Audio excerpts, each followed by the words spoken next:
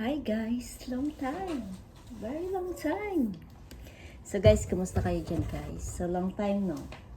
Almost 2 years without seeing us.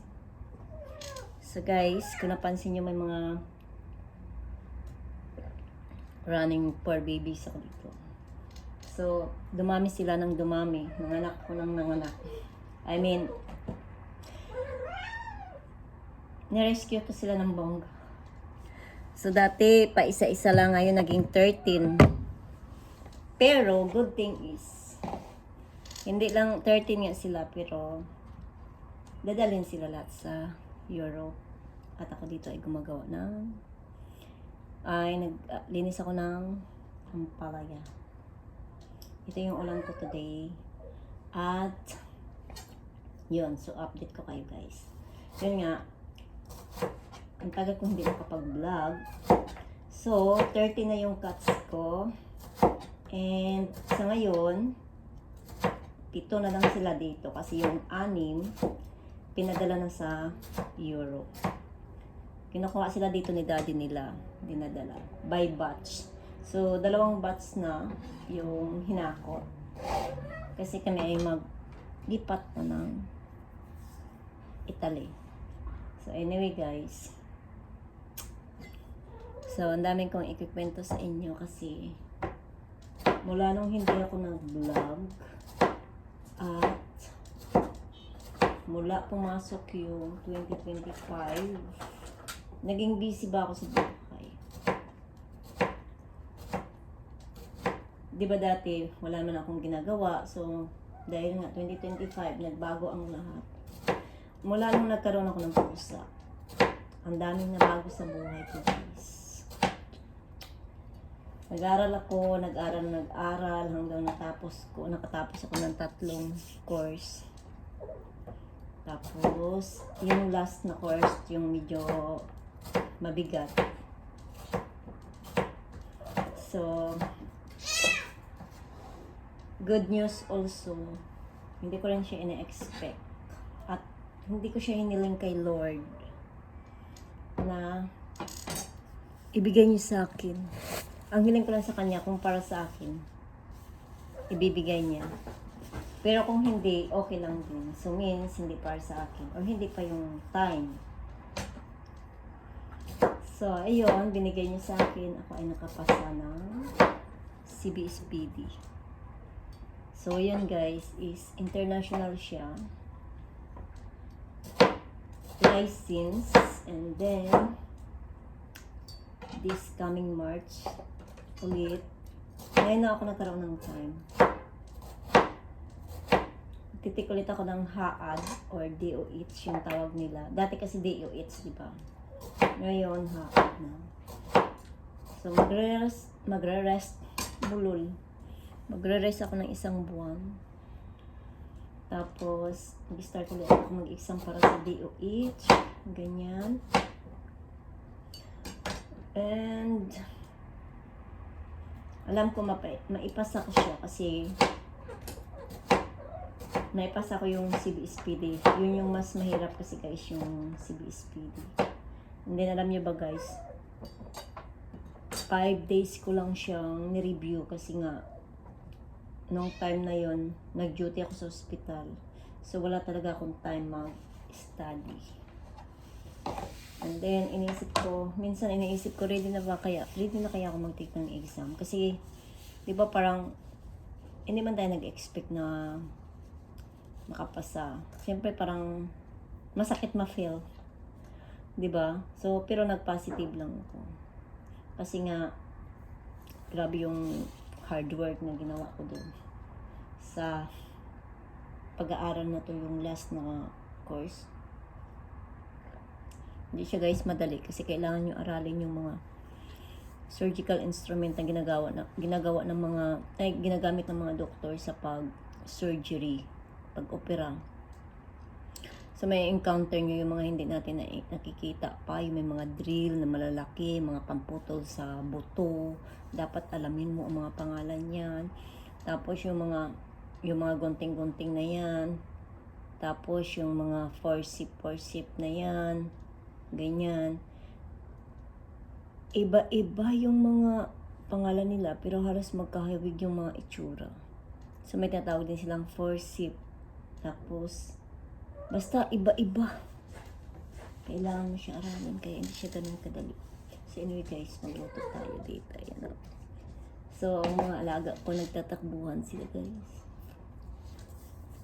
Mayroon akong Matone. Number 1 ko, si Matone yung orange. Number 2, si Ate Moonlight. So, nasa Europe na. Tapos, si Oscar, nasa Europe na rin. Si Coco, nasa Europe na rin. Si Green, nasa Europe na rin. Si Luna, nasa Europe na rin. Si Isuta, nasa Europe na rin. So, naiwan sa akin si Matone, si Snow, si Leo, si Romeo, si Maya, si Tigro, si Maya. Yun na lang guys, 7 na lang sila naiwan sa akin dito. So, tayo ay maglinis ako ngayong araw na to. Nire-relax ko muna yung brain ko kasi ano siya, nabugbog nung nakaraan ba. Nabugbog ng bongga. Ay, ganun talaga pag estudyante. So, tayo ay mag-prepare ng lulutuin. Ganyan. So, meron ako ditong organic egg. And then, we put some magic. Maglabas tayo ng magic sarap.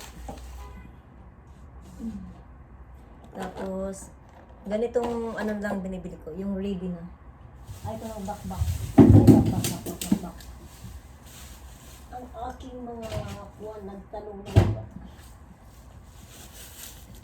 Ganyan. So, where's the other one? Hi! That's onion, Toti! Meron tayo ditong onion. Ganyan. Mag-ready lang ako guys. So guys, yung place ko is isang room lang po siya. So yung opa ko dito is 2.6 sa dirham. 2.6 siya. Nakuha ko ng 2.5 kasi ako lang mag-isa. And then wala man ako trabaho. Ay, Jesus Christ. Tigro! Careful, baby love. Ganyan. And then, what else? Ito, i-prepare ko lang. Mamaya ko pa naman siya lutuin. Tapos, bumili ako ng bigas. Hi, Daddy. Ang isa na sa CCTV. Ito yung gusto kong bigas, guys. Yan. Mabibili sa Walmart. Yan.